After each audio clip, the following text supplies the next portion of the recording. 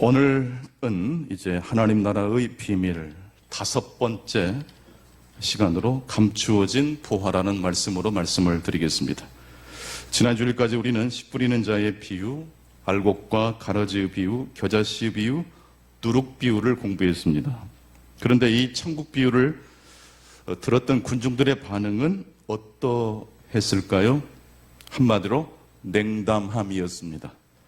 냉담한 군중들, 바로 길과 돌짝밭, 가시떨기 밭과 같은 이들입니다. 하나님의 나라는 좋은 밭에만 씨를 뿌리든가요?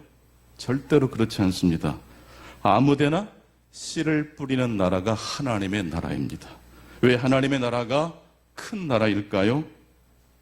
그 누구든지 예외 없이 차별하지 않고 구원의 길로 인도하는 나라이기 때문에 그렇습니다. 하나님의 나라는 어떤 가능성을 염두에 두고 씨를 뿌리는 나라가 아닙니다. 하나님의 나라는 어쩌면 죽은 자도 살리는 나라입니다. 나는 안 돼. 나는 이미 끝났어. 나는 길가인데, 돌짝밭인데, 내 삶의 밭은 엉망진창인데 하나님은 오지 않으실까라고 생각했던 그들에게 하나님은 씨를 뿌려주십니까? 은혜와 말씀의 씨앗을 뿌려주십니다. 죽음에 이르는 병을 키에릭 케고르는 절망이라고 그랬습니다. 무엇이 우리를 절망케 합니까? 무엇이 우리를 죽게 합니까? 효율성에 갇히고 어떤 가능성에만 갇힐 때 우리의 삶이 절망의 나락으로 떨어집니다. 일이 잘 될 때는 행복하지만 우리의 삶에 어떤 큰 장애물이 나타났을 때, 가능성이 보이지 않을 때 덜컥 우리의 삶에 죽음에 이르는 병이 찾아옵니다. 하지만 그럴 때일조차도 우리 주님은 우리의 삶에 찾아오셔서 가능성이 없어 보이는 밭에도 하나님의 은혜와 말씀의 씨앗을 뿌려주시는 줄로 믿습니다. 모든 이야기의 끝은 다 동일합니다. 무엇일까요? 죽음입니다. 믿지 않는 자만 죽을까요? 믿는 자도 죽습니다. 하지만 신자의 마지막은 죽음이 아닙니다. 신자의 끝은 부활입니다. 영생입니다. 하나님의 나라인 줄로 믿습니다.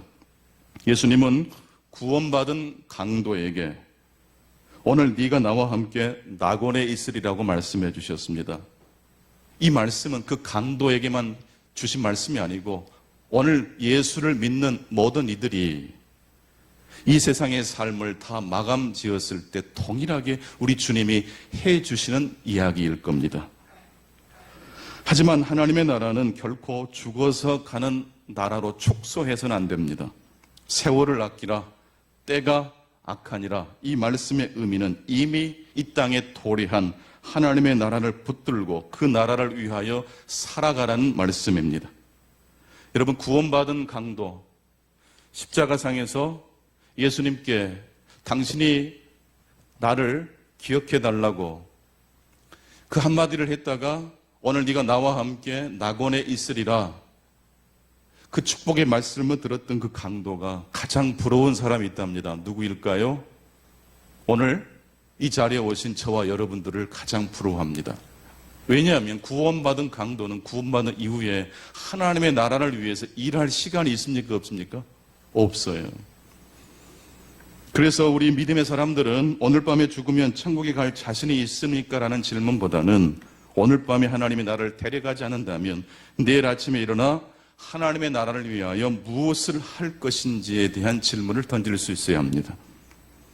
오늘 우리가 함께 공부할 천국 비유는 밭에 감추인 보화입니다.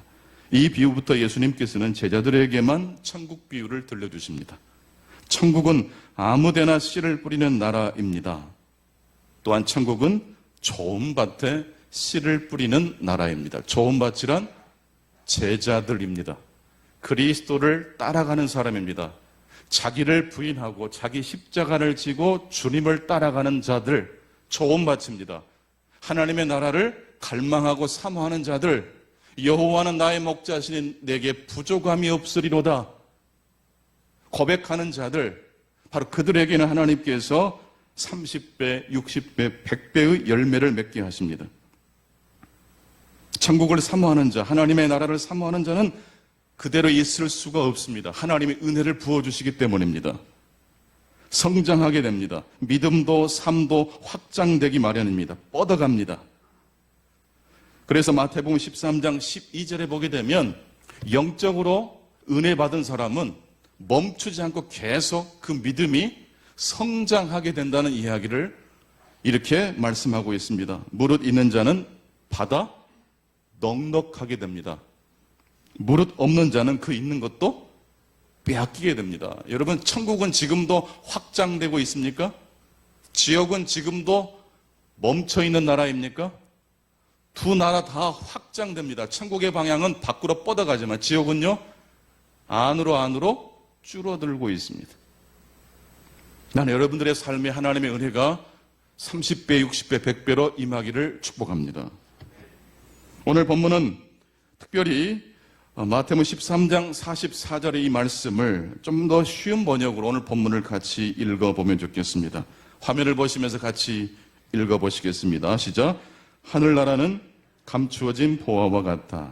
한 사람이 그것을 발견한 후 감추어두고 기쁨에 차서 돌아가 자신이 가진 모든 것을 팔아서 그 밭을 산다. 하늘나라는 감추어진 보화와 같다. 한 사람이 그것을 발견한 후 감춰두고 기쁨에 차서 돌아가 자신이 가진 모든 것을 어떻게 합니까? 팔아서. 주님을 따라갈 때는 자기를 어떻게 합니까? 부인하고 자기의 죽음, 내 삶의 통제권을 다 주님께 위임하고 소유권을 이전한다는 뜻입니다. 이게 죽음입니다. 왜 하나님은 그냥 따라오라고 말씀하지 않으시고 전 재산을 팔아서 나를, 하나님의 나라를 사라고 말씀하십니까? 하나님이 가난해서 그러실까요? 우리가 하나님께 내 삶의 모든 것을 다 그 소유권을 이전해드리면 그때부터 하나님은 우리의 삶을 통해서 당신의 뜻을 이루어 가신다는 이야기입니다. 내 힘으로 끙끙대어 노력했던 것과는 비교가 되지 않는 하나님께 내 삶을 맡겨드릴 때 하나님이 나를 통해서 일하시는 그 열매가 얼마나 크고 아름다울지 상상해 보실 수 있기를 바랍니다. 어느 날 농부가 밭을 갈다가 땅속에서 뭔가 부딪히는 소리가 들렸습니다. 급히 땅을 파보니 항아리가 보입니다. 항아리를 들어 올려 뚜껑을 열어보았더니 그 안에 무엇이 가득 차 있습니까? 진귀한 보화가 가득 차 있습니다. 하나님의 나라는 농부가 밭을 갈다가 우연히 발견한 보화와 같습니다. 여러분, 농부가 일부러 땅속에 숨겨있는 보화를 찾기 위해서 노력한 것입니까? 우연히 어제 했던 그 일을 오늘 또 하다가 이 보화를 발견한 것입니까? 하나님의 나라는 어디에 숨겨져 있을까요? 예배당 안에만 하나님 나라가 있을까요? 우리가 살아가는 우리의 삶의 자리는 일상이라는 밭에 하나님의 나라가 숨겨져 있는 줄로 믿습니다. 500년 전 종교개혁가들이 무엇을 개혁했는지 아십니까? 성당에 예배당 안에 갇혀있는 복음을 저작거리로 가지고 나온 이야기, 바로 그것이 종교개혁의 핵심입니다. 그 당시 사람들은 예배당 안에만 하나님의 거룩하심이 있다고 생각했어요. 예배 끝나고 일상의 삶으로 복귀하면 하나님과 무관한 삶을 살다가 다시 또 주일이 되면 교회 가서 하나님 앞에 엎드려 기도합니다. 하지만 종교개혁자들은 예배당 안에 갇혀있는 복음을 길거리로 가지고 나왔습니다. 밭으로 가지고 나온 것입니다. 그래서 모든 직업이 성직이 된 것입니다. 은혜 받으면 다 신학교 가는 거 아니에요. 은혜 받으면 내가 지금 하고 있는 일들을 더 충실하게 하게 되는 거예요. 누가 시켜서 하는 일이 아니라 하나님이 내 삶의 주인이기 때문에 하나님을 섬기듯이 그 직장 생활을 한다는 거예요. 모든 성도는 제사장입니다. 모든 성도가 그리스도를 왕으로 높이는 제사장이라는 뜻입니다. 나의 왕국에서 내 삶을 통치했던 삶에서 이제 그리스도가 왕 되시는, 그리스도를 왕되게 높이는 삶을 살아가는 삶이 바로 제사장의 삶인 것입니다. 하나님은 어디에 계십니까? 분명히 이 자리에도 계실 줄로 믿습니다. 그리고 이 시간 이 예배를 마친 다음에 여러분이 버스를 타고 택시를 타고 일상의 삶을 복귀해서 어려운 사람을 도울 때 내가 하고 있는 그 일을 하는 동안에 나도 알지 못하는 사이에 하나님의 은총이 깃들어 있는 바로 그 진리의 말씀을 생각하실 수 있기를 축원합니다. 예수님 당시 사람들은 먼 나라로 여행을 떠나거나 전쟁터에 나가게 될 때에 밭에다 자신의 소중한 보물을 숨겨 놓았다고 합니다. 당시 은행이 없었기 때문에. 그래서 밭에다가, 항아리에다가 이 밭에 숨겨 놓은 바로 그것이 은행이었던 것입니다. 그런데 먼 나라로 떠나갔던 주인이 돌아오지를 못합니다. 그래서 그 땅에 숨겨둔 보화는 이제 감추어진 보화로 바뀝니다. 그런데 어느 날 농부가 우연히 그 보화를 발견한 것입니다. 우연히, 말 그대로 얻어 걸린 겁니다. 그리고 보화를 발견한 뒤 농부의 태도는 180도 바뀌어집니다. 농부는 우연히 보화를 발견했지만 보화를 발견한 다음에는 그냥 지나가지 않습니다. 보화를 다시 땅에 묻어놓고 집에 돌아가 무슨 일을 합니까? 전 재산을 팔아 그 보화가 묻혀있는 밭을 삽니다. 전 재산을 팔아 밭을 샀다는 것은 농부가 지금까지 생각했던 인생의 가치관을 다 내려놓고 하나님 나라의 가치관을 영접했다는 뜻입니다. 사람이 죽을 때까지 바꾸기 어려운 게 자신의 신념, 가치관이라고 합니다. 누가복음 18장에 보게 되면 예수님께 찾아온 부자 관원이 어떻게 하면 영생을 얻을 수 있습니까? 라고 질문했습니다. 부자 관원은 자기 앞에 영생, 보화인 예수 그리스도를 보고도 알아보지를 못해요. 예수님께서 그 부자 관원에게 말씀했죠. 네 재산을 다 팔고 나를 따라오너라. 이걸 문자적으로 해석하면 안 돼요. 전 재산을 팔아 교회에 바치라 그런 뜻이 아니에요. 네가 가지고 있었던 지금까지 그 내 삶을 지탱하고 있었던 인생의 가치관, 목숨처럼 소중히 여겼던 그 가치관을 내려놓고 하나님 나라의 질서로 들어오라는 뜻이에요. 그런데 그 부자관은 어떻게 했던가요? 고민하다가 그 자리를 떠나갔다고 했습니다.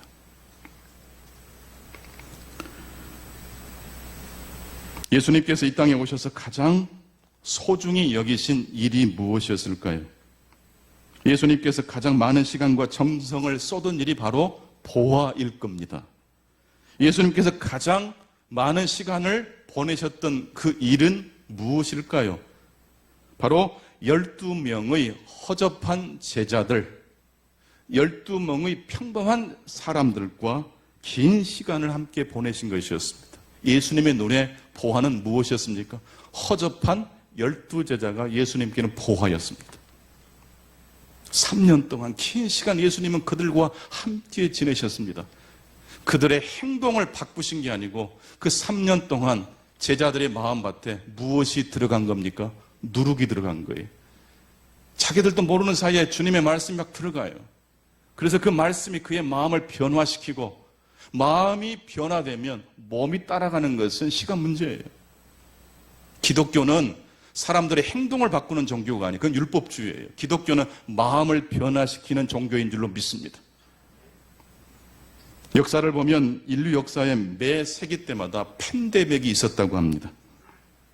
초대교회 시기인 2세기에서 3세기 때에도 팬데믹이 온 유럽을 뒤덮었습니다.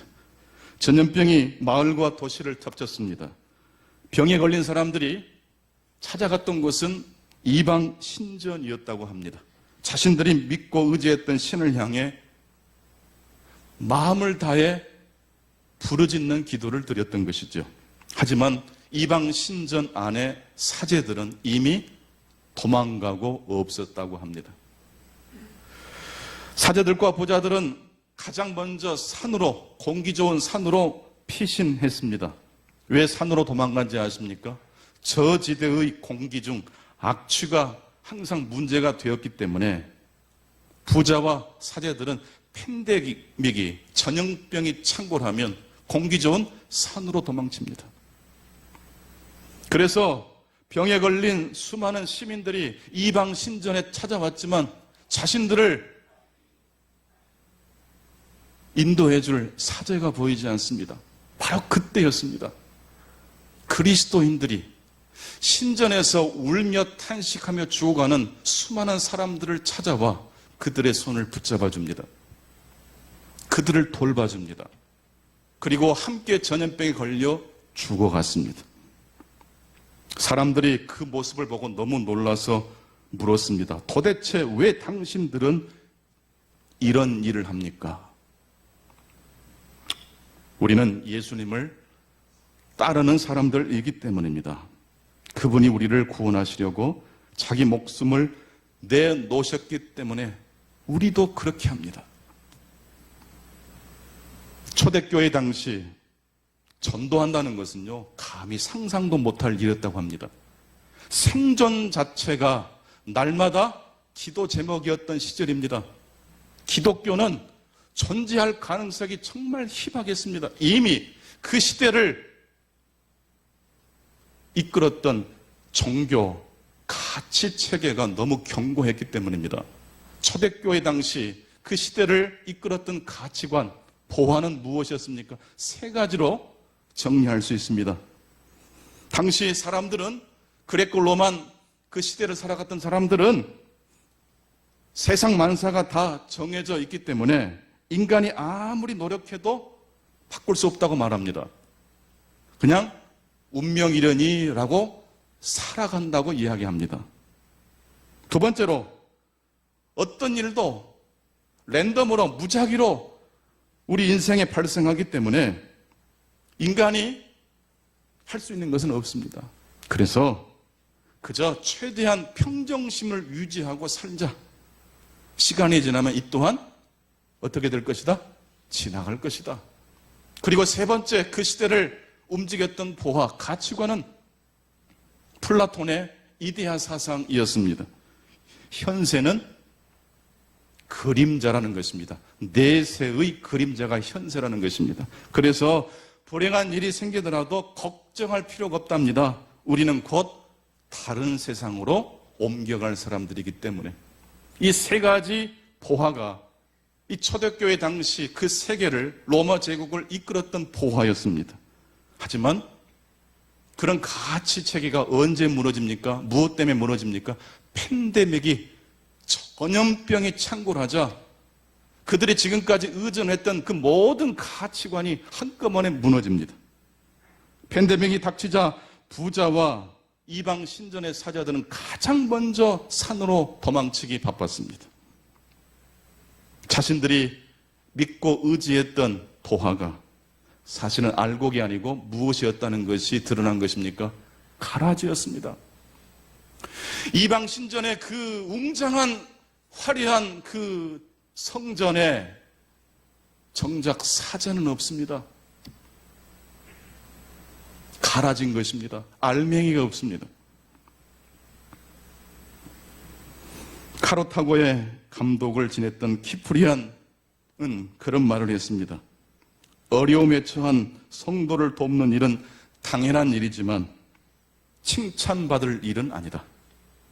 하지만 우리를 핍박하는 자를 돕는다면 그것은 칭찬받을 일이다.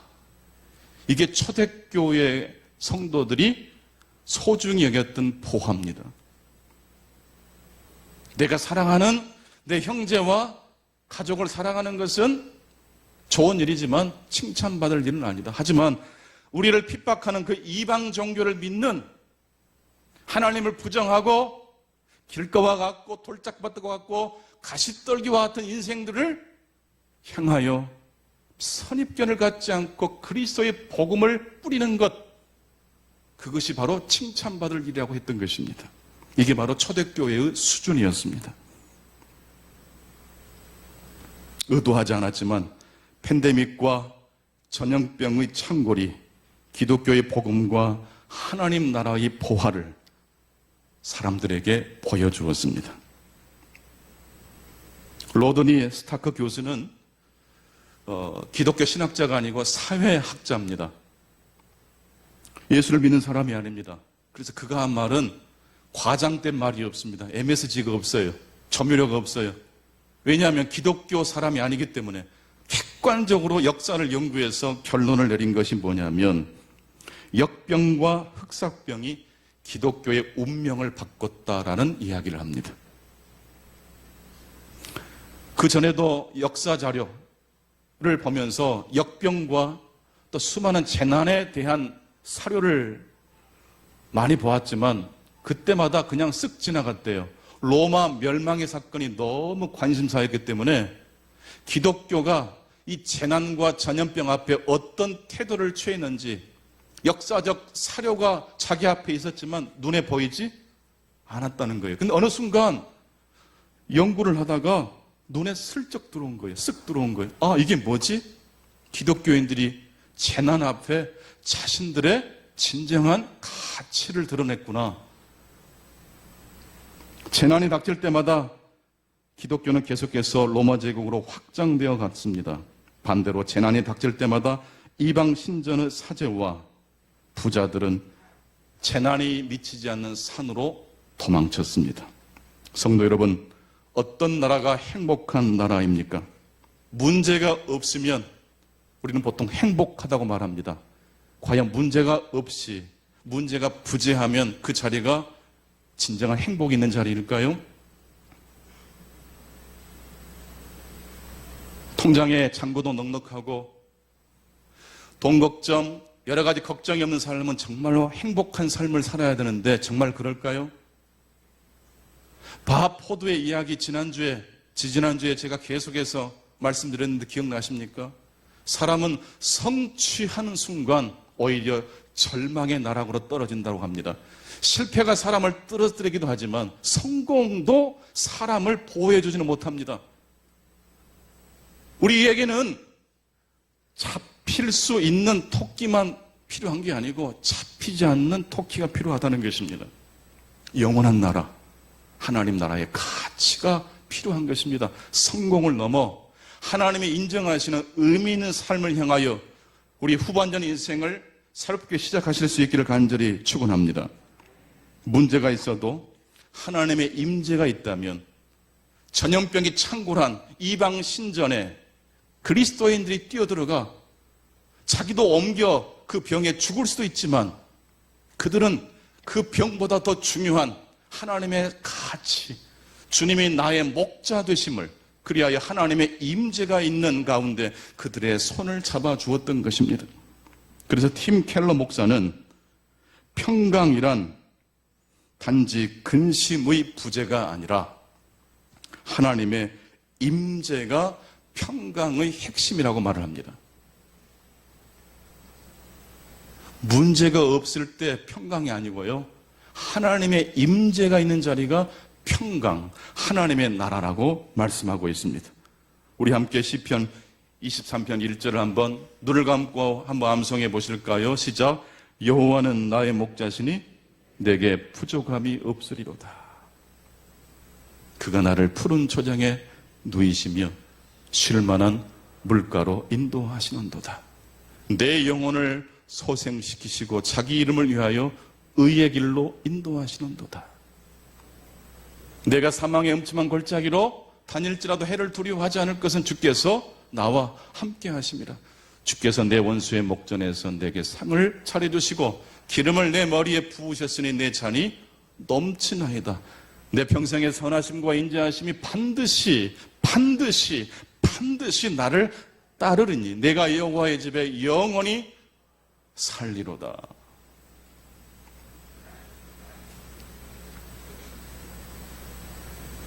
팬데믹 재난은 그 시대의 교회의 신학, 그 교회가 소유하고 있는 보화를 드러냅니다. 우리 삶에 닥친 고난은 신자의 믿음, 신자가 그토록 소중히 여기고 있는 보화가 무엇인지를 드러내줍니다. 스펄전 목사님이 사역했던 때에도 팬데믹이 왔을까요? 스펄전 목사님의 설교집은 거의 다 출판이 되어 있습니다. 지금도 읽히는 설교집인데 간혹 설교집이 빠진 때가 있습니다.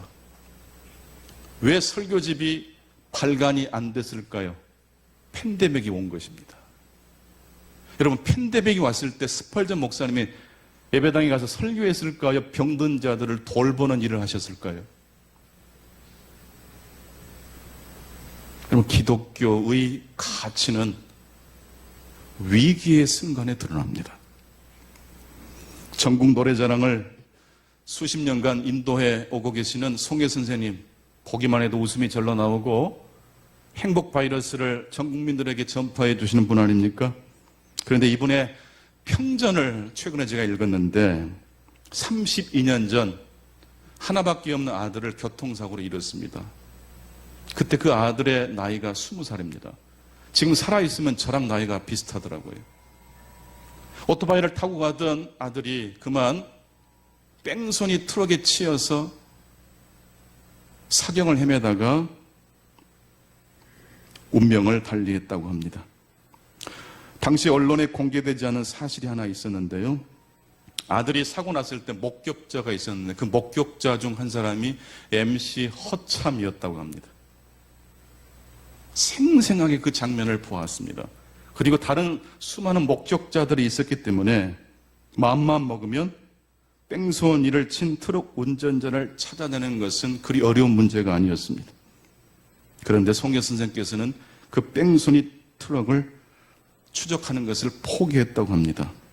작가가 송혜 선생의 평전을 쓰신 오민석 교수가 그때 왜 그러셨는지를 묻자 송혜 선생은 참았던 눈물을 터뜨리면서 이렇게 말씀하셨다고 합니다. 트럭을 운전하는 사람이라면 생활이 넉넉한 사람은 아니었겠지. 내가 그 사람을 찾으면 그 사람 그 가족은 또 무슨 수로 생계를 유지하냐고. 그래서 포기했어. 그래서 포기했어.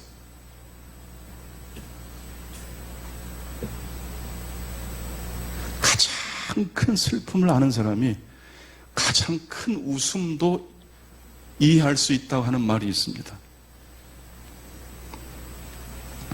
역사학자 톰 헬런드 교수는 오늘날의 기독교가 그 시작된 초대교회 그 이야기를 추적하면서 이런 결론을 내렸습니다. 지금 오늘날 우리들이 당연하게 생각하는 의료, 또 가난한 자들을 향한 사회복지, 교육, 이 모든 일들이 당연한 것이 아니었답니다. 어차피 운명이니까 우리가 할 수 있는 건 없으니까 평정심 유지하고 이 또한 지나가리라. 이 세상은 저 세상의 그림자일 뿐이니까 힘들어도 참으면 돼 라고 했던, 경고했던 로마 제국의 가치관을 가지고 있었던 그 시대 사람들은 가난한 사람을 도울 이유가 없었던 것입니다. 병든 사람을 도울 이유가 없었던 겁니다. 그런데 기독교인들이 그 이야기에 아니오라고 대답을 한 것입니다.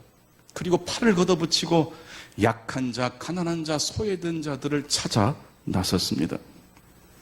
그래서 이 톰 홀랜드 교수는 현대 우리들이 경험하고 있고 누리고 있는 의료, 교육, 그리고 모든 사회복지가 사실 기독교에서 빌려온 것이라고 결론을 내립니다. 그런데 사람들은 마치 그 모든 가치를 스스로 발견한 것처럼 여기고 있다고 합니다. 그래서 지금 이 시대에 종교의 자리가 약화됐다고 한탄을 합니다. 말씀을 맺겠습니다. 기독교의 핵심은 사랑입니다. 나를 좋아해 주는 사람을 넘어서서 나를 핍박하는 자를 사랑하는 사랑입니다. 하지만 성도 여러분, 너무 무겁게 생각하시면 안 됩니다. 너무 힘든 일, 거대한 일부터 시작하시면 안 됩니다. 하나님의 나라는 30배, 60배, 100배의 결실을 맺는 나라이면서 동시에 겨자씨 한 알에서부터 시작되는 나라라는 것을 기억하십시오. 사랑하는 것이 쉽습니까? 어렵습니까? 대답해 보십시오. 사랑하는 것이 쉽습니까? 어렵습니까? 대단히 어렵습니다. 그래서 너무 어려운 곳에서부터 시작하지 마시고 특별히 모든 사람을 다 사랑해야 된다는 생각은 내려놓으시기 바랍니다. 또한 가까운 곳에 있는 사람부터 사랑하는 것 역시 일단 멈추십시오. 제일 사랑하기 어려운 사람이 누구죠? 매일 만나는 사람 아니던가요? 가장 가까운 사람, 가장 가까운 곳에 있는 사람은 제일 나중에 사랑하는 목표를 정하시고 일단 내가 할 수 있는 사랑, 내 직장 동료, 내가 조금만 정성을 보이면 친절을 베풀면 행복해할 수 있는 그 사람에게 친절을 베풀고 사랑을 베푸는 것으로 시작하십시오. 그렇게 시작하다 보면 그 사랑이 확장돼 30배, 60배 몇 배가 됩니까?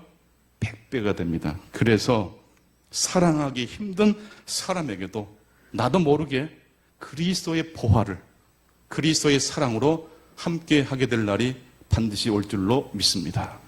기도하겠습니다. 주님 감사합니다. 오늘도 주의 말씀을 들었습니다. 이 말씀이 우리의 마음밭에 떨어지기를 원합니다. 이 말씀이 우리의 심령에 떨어져 30배, 60배, 100배의 열매를 맺게 해 주옵소서.